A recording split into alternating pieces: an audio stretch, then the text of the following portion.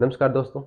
बात करते हैं आज डाई-एल्स-एल्ड रिएक्शन के बारे में। क्या होती है डाई-एल्स-एल्ड रिएक्शन, उसकी मैकेनिज्म, हर एक स्टेप और अपनी उसकी स्टीरियोसेलेक्टिविटी और किस तरह के अपन कंपाउंड बना सकते हैं, उन सभी के बारे में। अगर डाई-एल्स-एल्ड रिएक्शन की बात करें तो होता क्या है कि यह रिएक्शन उन चंद रिएक्शंस के अंदर है जहाँ पे कार्बन और कार्बन के बीच में नया बॉन्ड फॉर्म होता है। यहाँ पे केवल एक कार्बन और कार्बन के बीच नया बॉन्ड नहीं होता, बल्कि दो कार्बन और कार्बन बॉन्ड प्राप्त होता है और एक जिसमें से डबल बॉन्ड भी प्राप्त होता है। तो ये रिएक्शन बहुत चुनिंदा रिएक्शंस के अंदर से है जहाँ पे कार्बन और कार्बन के बीच में नया बॉन्ड फॉर्म होता है।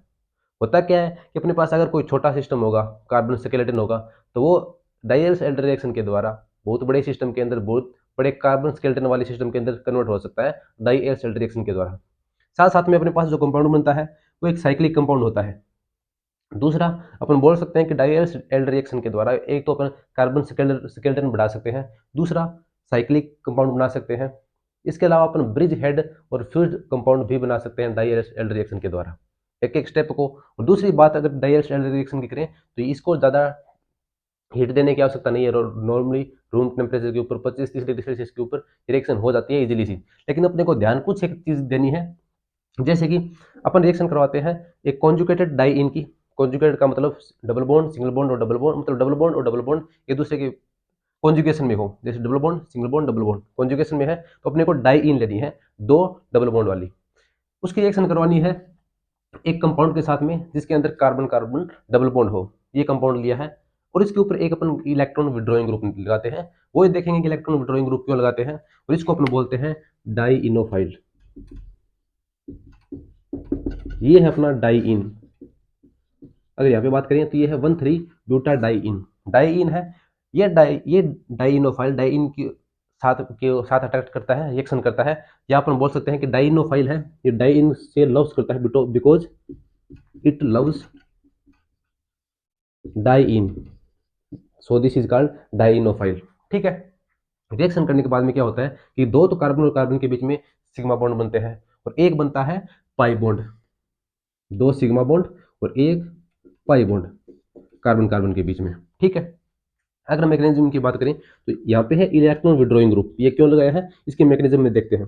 जैसे अपने लिया था डाइइनोफाइल CH2 C double bond O CH3। अगर इलेक्ट्रॉन विड्रॉइंग ग्रुप होगा तो इस बॉन्ड के इलेक्ट्रॉन, यहाँ पे जो इलेक्ट्रॉन डेंसिटी है उसको इलेक्ट्रॉन ये निकालेगा, इलेक्ट्रॉन ये निकालेगा, तो इस बॉन्ड के इलेक्ट्रॉन यहाँ पे आएंगे, इस बॉन्ड के इलेक्ट्रॉन यहाँ पे आएंगे, तो इसके ऊपर सीधी सी बात है पॉजिटिव चार्ज आएगा। या अपन इस प्रकार से लिख सकते हैं इसको CH, यहाँ पे CH2 है, यहाँ पे पॉजिटिव चार्ज है, इलेक्ट्रॉन यहाँ पे चले गए, एक बॉन्ड ये रहा ऑक्सीजन माइनस, और ये रहा अपना CH3। या इसको अपन लिख सकते हैं रेजोनेंस हाइब्रिड के रूप में इस प्रकार से।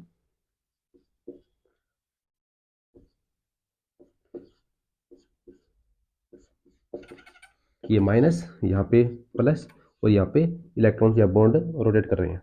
ठीक है। इस प्रकार से अपन लिख सकते हैं इस डाइनोफाइल को। इलेक्ट्रॉन विड्रॉइंग ग्रुप होगा तो इलेक्ट्रॉन निकालेगा तो यहाँ पे पॉजिटिव चार्ज है वो ज़्यादा बढ़ेगा। अब यहाँ पे पॉजिटिव ज़्यादा बढ़ेगा तो ये इलेक्ट्रोफाइल की तरह बिहेव करेगा और इसके ऊपर जो न्यूक्लियोफाइल है, जो डाइइन है, वो आसानी से अटैक कर सकेगी। तो अपन क्या कर सकते हैं कि ये जो डाइनोफाइल ये है इसके ऊपर या तो इलेक्ट्रॉन विड्रॉइंग ग्रुप लगा दें ताकि रिएक्शन है वो इजीली हो जाए, या अपन क्या कर सकते हैं कि यहाँ पे इलेक्ट्रॉन डोनेटिंग ग्रुप लगा देंगे ताकि इसकी जो न्यूक्लियोफिलिसिटी है वो बढ़ जाएगी। न्यूक्लियोफिलिसिटी बढ़ जाएगी तो न्यूक्लियोफाइल की तरह अच्छे से बिहेव करेगा और इसके ऊपर अटैक इजीली करेगा। ठीक है। तो अपन क्या करते हैं, ये जो अपना डाइनोफाइल है इसके ऊपर इलेक्ट्रॉन विड्रॉइंग ग्रुप लगाते हैं। इलेक्ट्रॉन विड्रॉइंग ग्रुप यहाँ पे COCH3 है, इसके अलावा अपन CN वगैरह ग्रुप लगा सकते हैं ताकि जो रिएक्शन की प्रोपरेशन है, इनिशिएशन है, वो आसानी से स्टार्ट हो सके और बाद में जो जो रिएक्टेंट है, जो अपने पास प्रोडक्ट है, वो इजीली बन सके।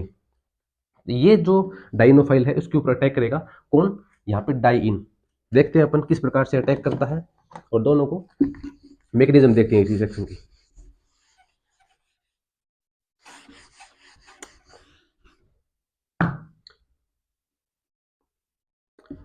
ये है अपना डाइइन CH और CH2। ये है 1,3 ब्यूटाडाइन। वैसे 1,3 ब्यूटाडाइन ट्रांस फॉर्म में ज़्यादा स्टेबल होती है, लेकिन ये सिस और ट्रांस के अंदर कन्वर्ट होती रहती है रूम टेम्परेचर के ऊपर। तो अपने को यहाँ पे जो लेना है वो सिस वाला लेना है, सिस 1,3 ब्यूटाडाइन लेना है, ट्रांस वाला नहीं लेना। मतलब ये वाला लेना है, ये वाला नहीं लेना। क्योंकि बाद में देखते हैं, अब रिएक्शन जैसे ही कंप्लीट होगी तब आपको पता चलेगा कि सिस वाला क्यों लेते हैं, ट्रांस वाला क्यों नहीं लेते। अगर सिस वाला लॉक है तभी लेंगे, या अगर ट्रांस वाला लॉक है तो उसको कभी नहीं लेंगे, उसके साथ रिएक्शन होगी नहीं।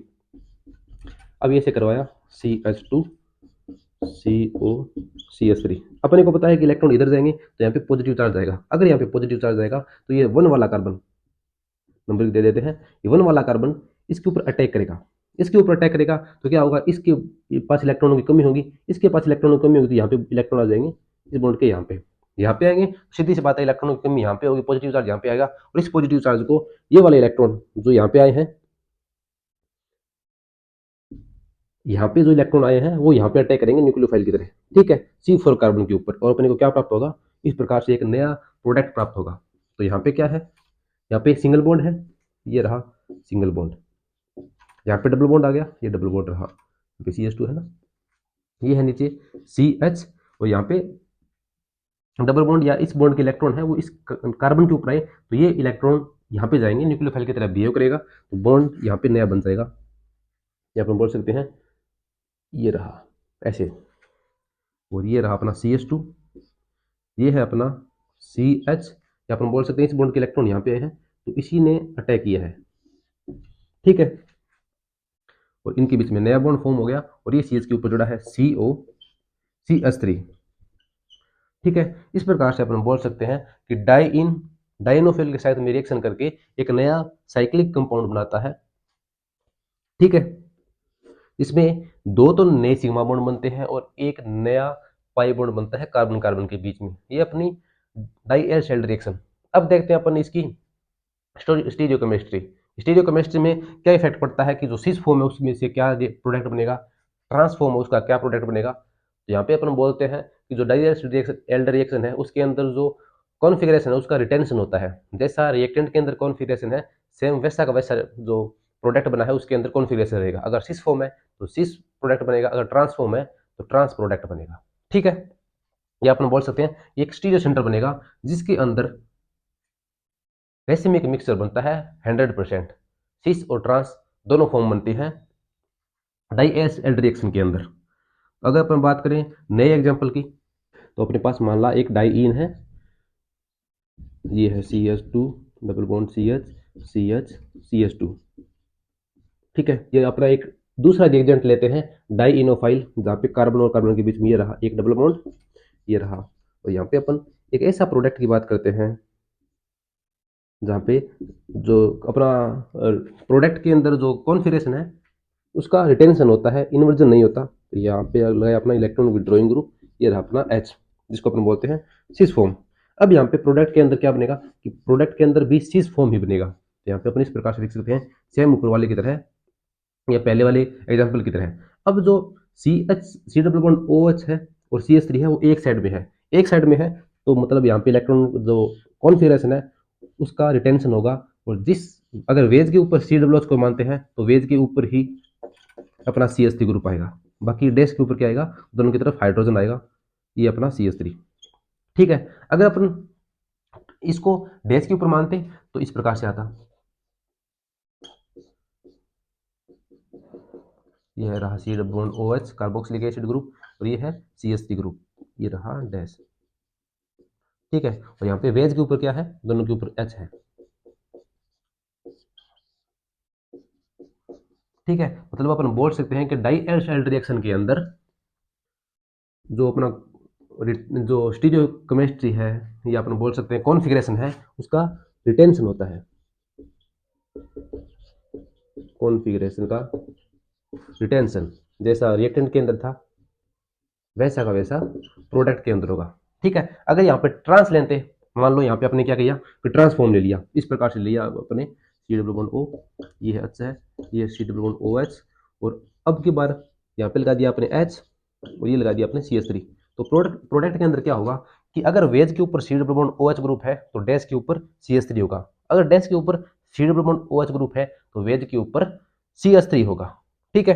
कैसे, इस प्रकार से अपन सीधा सीधा रिएक्टेंट जो अपना प्रोडक्ट है वो लिख रहा हूँ कि अगर अपने डैश के ऊपर C W bond OH group लगाया तो जरूरी है कि वेज के ऊपर सॉरी डैश के ऊपर अपने CH3 लगाएंगे, ठीक है।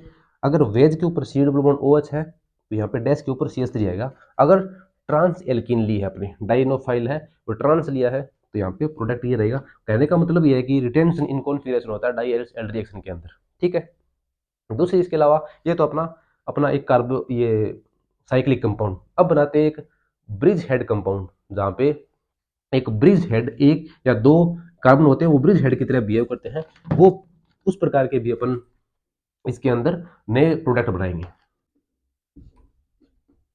ये है अपना 1,3 पेंटाडाइइन, ठीक है। इसकी रिएक्शन करवाते हैं अपन एक डाइनोफाइल के साथ में, CH C W bond O CH3, ठीक है। यहाँ पे ब्रिज हेड कंपाउंड बनता है।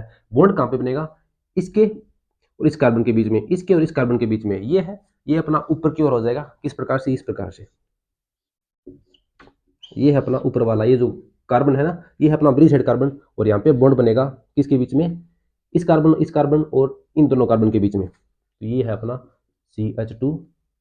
इसको अपन इसी के अंदर, ब्रिज हेड कार्बन के अंदर ही इंक्लूड करते हैं। ये रहा। और यहाँ पे अपन बनाते हैं, नीचे ग्रुप है COCH3।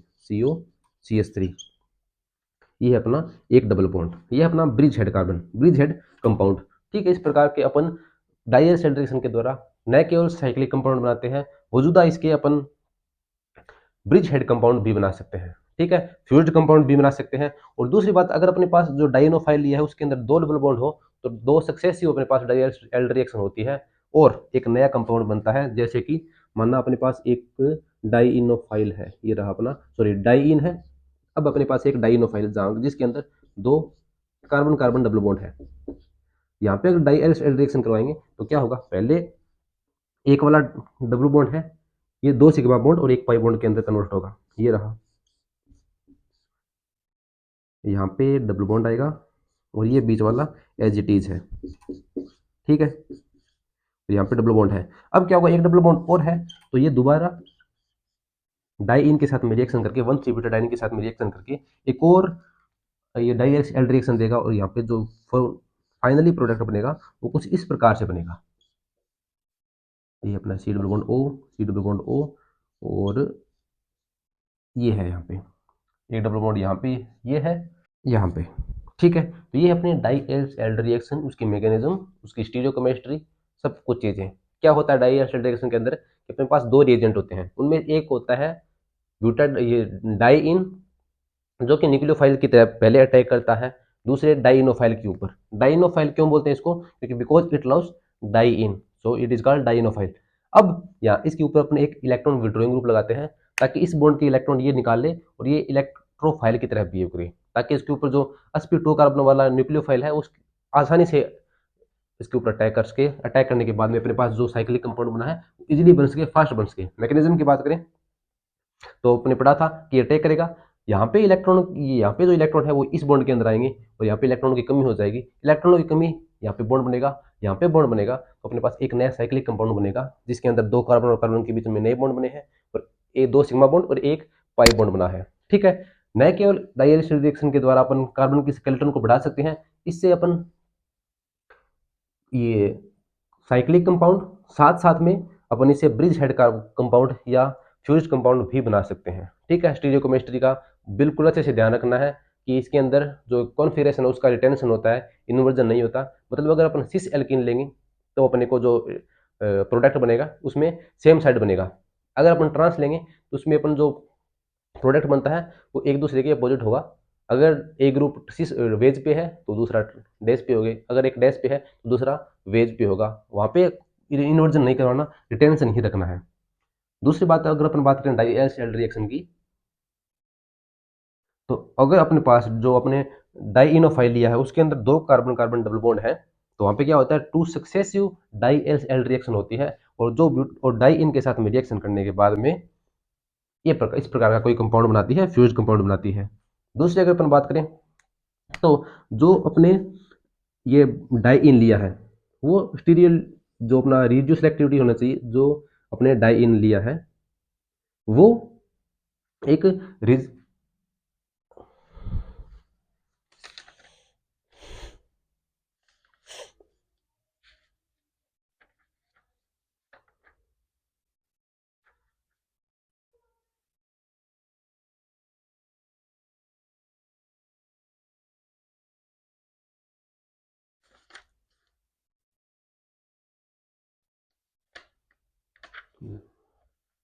दूसरी अगर अपन बात करें कि अपने मान लो सिस डाइन है, उसकी जगह अपन ट्रांस डाइन ले लें इस प्रकार से CH2 CH CH2 sorry CH double bond CH2 इस प्रकार के लेंगे, तो यहाँ पे जो अपन नया डाइनोफाइल लिया है वो उसके साथ में रिएक्शन नहीं करेगा। रिएक्शन नहीं करेगा तो यहाँ पे अपन लिख सकते हैं नो रिएक्शन। मतलब रिएक्शन करने के लिए एक स्पेसिफिक प्लेस पे होना चाहिए, एक स्पेसिफिक उसका कॉन्फ़िगरेशन होना चाहिए। ये सिस होगा तभी इसके साथ में रिएक्शन करेगा और नया प्रोडक्ट बनाएगा डाई एल्स एल्ड रिएक्शन के द्वारा।